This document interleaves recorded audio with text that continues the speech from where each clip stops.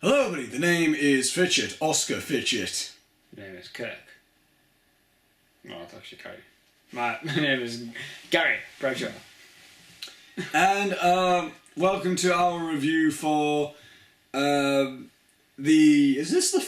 fifth installment.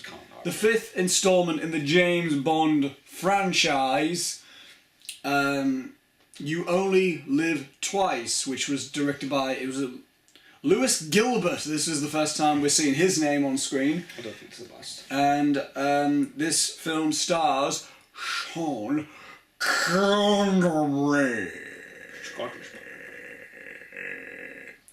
Apologies if that annoyed you. And the plot, according to IMDb of You Only Live Twice, is Agent 007 and the Japanese Secret Service Ninja Force must find and stop the true culprit of a series of space jack-ins before nuclear war is provoked. Yes. Now, this is actually the continuation of the whole Spectre thing. This is the big moment in the film where we finally see, I don't think this much is a spoiler, but we finally see number one, the guy who's stroking his cat. We finally see him. This film is an absolute turd. That is enough. No, this film is a good film. The reason it's good is because there's not a lot. It goes by quickly. Did Michael Bay direct this by any chance? You can shut up. Because it was explosions after explosions. But it was very good explosions. Soundtrack's a bit crap. No, it wasn't a fan of the soundtrack. Bond's just Bond. Sean Connery's just Sean Connery. Bond girls are just Bond. Type of Bond girls. Bit of humour in this one. A little bit of humour. Good for a Bond movie. Cinematography's just the same as any other Bond film.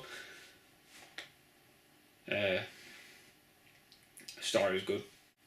I really feel you did this film really injustice, because this is the best Bond film I've seen so far.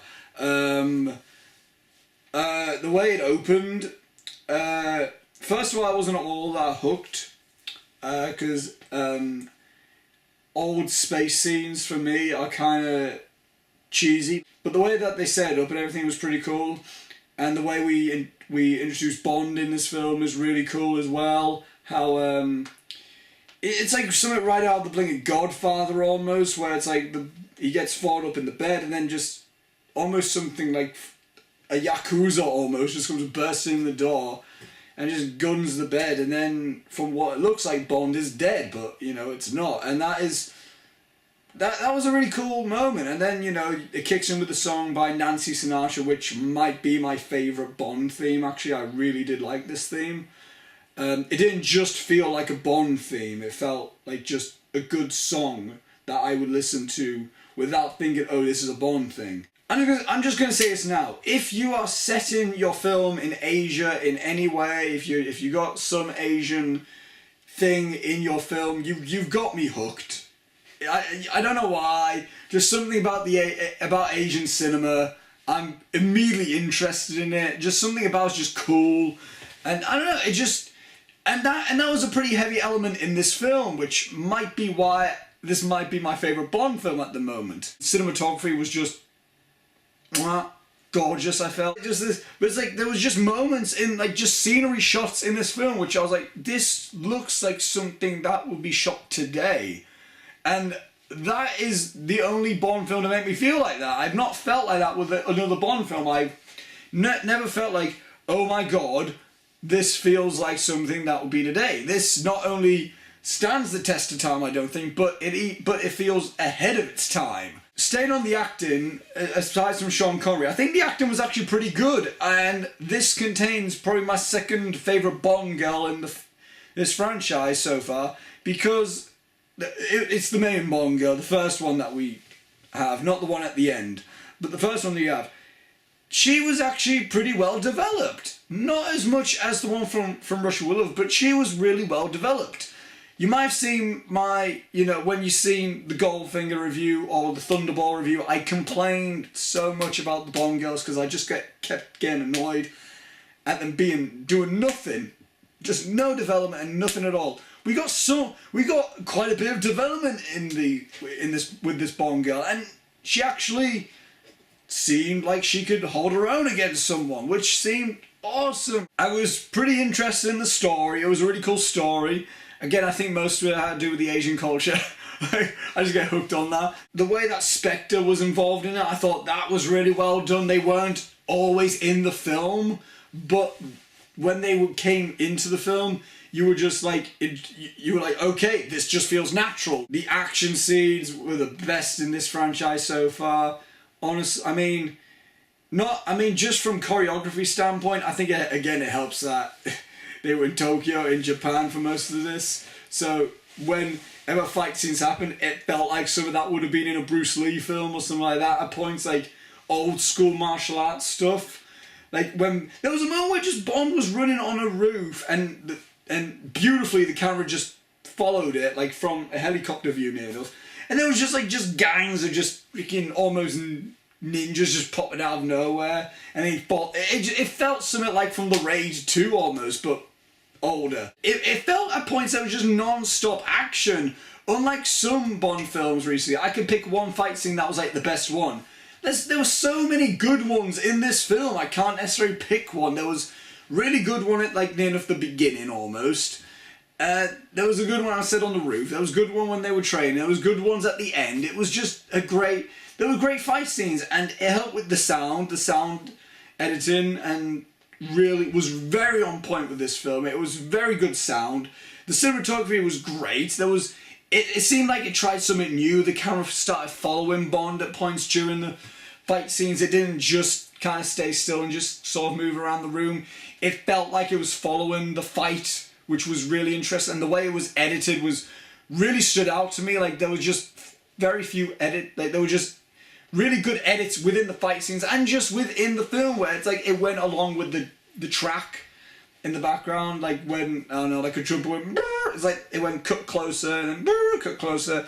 It was really smart. It was really, really like attention grabbing editing. I love the soundtrack of this. This was an excellent soundtrack, I felt, because we got very few of the Bond cues, which made it that more awesome when they came on. It wasn't just constant Bond cue. It was like we got an actual soundtrack in the film, and we got a bit of the instrumental for the theme song. And then every now and then, when Bond was being just an awesome Bond, you got the dun dun dun dun. It was like, nice. It just felt. It felt more. It felt like it was more impactful, the Bond cue. Negatives I do have to say is that, again, there was like one shot which was very poor. It was very poor. It was like they totally got the lighting wrong in a shot when it was like the second Bond girl, I guess you would say, was essentially with a projection in the background of like a sunset.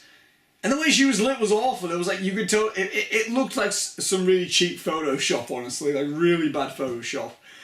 I wouldn't have stood for that if I was the director. Like, no, shoot it again, light it properly, and I wouldn't have stood for that. But that's like a mini gripe. I was kind of disappointed between the fight scene between Bond and Hans. That had such good potential. That had like really good potential. It kind of was cut short, I felt. I didn't feel like it started off like, oh, it's happening, and then it just sort of ended, which I was like, oh, really? But yeah, I think like, I don't really have much other negatives for this. I don't think there was any bad acting in this film. I thought the story was really cool. I thought the scope of this film was great, specifically when the ninjas were like lining on the volcano. There was just like a ton of guys. It felt like someone from Seven Samurai. It was really cool, and the way it was shot was like, oh my god, poop is about to go down. The poop is about to hit the fan. That is what I felt like when I just saw them. I was like, oh no. It was really shot well. Just scope. This film just felt like the biggest Bond film in terms of just scope. And again, I might be biased to why I like this film so much, because of just my love for Asian cinema. But I mean, that's why I might like this film better, because it didn't. That might be why it's my favorite Bond film, because it didn't feel like it was just part of the mold with a Bond film. It didn't feel like, oh, this is just another Bond film with a cool story. It felt kind of individual, while at the same time feeling like we had a nice conclusion of the whole Spectre story. This story was branching over 5 films near enough, and it came to it felt almost epic in a way. It was really cool. Yeah, I really like this film. I like him all in Goldfinger, actually. It's weird. It would be weird for someone to say this. As a straight up Bond film, Goldfinger is better. But as a film, like just comparing 2 films, for me personally, my favourite is You Only Live Twice, just because it's, again, it's just the whole theme of it. It looked great. It felt bigger. The action was better. You know, it felt like a story that was building from Dr. No came to an end, and it was really cool. And we actually got a well-developed Bond girl as well. Yeah, I really liked it. It felt like Bond meets Bruce Lee almost, which is always a great thing. So I would highly recommend watching You Only Live Twice. Do you have any overall last thoughts, Gary? Did you like the film? I liked the film, yeah. It went by quick. I didn't hate it. Yeah. It's probably one of my favourite actually, to be honest. Yeah. I had a fun time watching it. Because it's more fun, yeah. Yeah, it went by quick. The story wasn't really convoluted, but it was still a smart story. It was cool. I had a little giggle at myself at the beginning. I had a little giggle at myself at the beginning because that spaceship was like when the moon race was happening. Anyway, guys, thank you for watching our review for You Only Live Twice. I highly recommend it. Gary recommends it as well. Not as much as me, I wouldn't say. I really liked it.